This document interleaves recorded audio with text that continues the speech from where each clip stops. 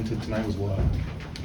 Knowing that you guys weren't going to be with Kevin or Jamari. Just to try to move the ball. I mean, obviously we're missing a lot with Kevin being, one of the best players in the college basketball. But, we all felt pretty confident in one another to step up and make big plays, and I think we did that there today. We're at Kansas for a reason. Everybody's talented enough to play at Kansas, and so, it's not a surprise that guys, stepped up. That's kind of what, we expected. And all of the starters played at least 30 minutes. Are there things you guys can do between now and Monday to maybe give your body a little extra rest? Get in the cold tub. Drink this smoothie right here.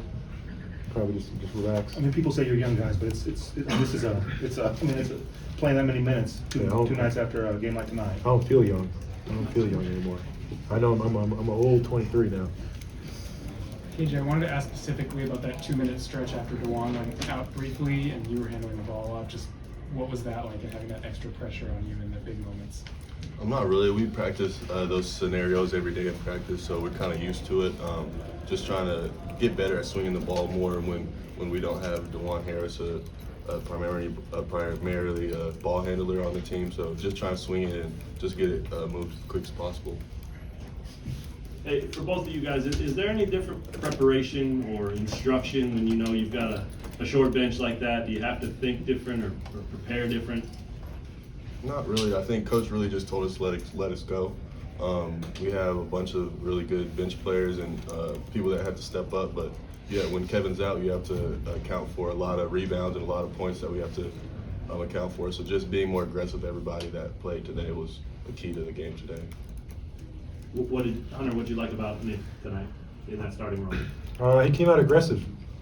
I mean, obviously we knew, or we needed him to come out aggressive because we were, obviously missing a lot with Kev, scoring, rebounding, passing, and all that. So he just came out there and, was really aggressive and just tried to make an impact out there. And so I think that was really huge for us.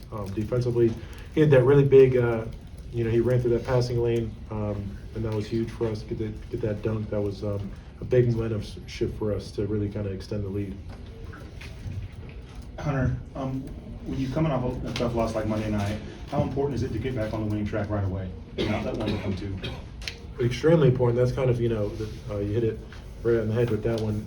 Trying to make sure one didn't become two, especially at home. I mean, playing in front of these great fans, the energy they give us, it should really not be many times that Kansas loses at home. Just with the atmosphere, with our coach, with the system that we run, it should be really hard for somebody to come in here and beat us, no matter who's playing out there. And so, just really glad for the guys to get that confidence. Hopefully that we wanted to give some of the other guys that weren't able to play for most of the season to get some good reps in there. So hopefully they can carry that on, and hopefully we can carry on this success and try to make 1-2 with the wins this time. Baylor is one of the best teams at drawing fouls in the conference.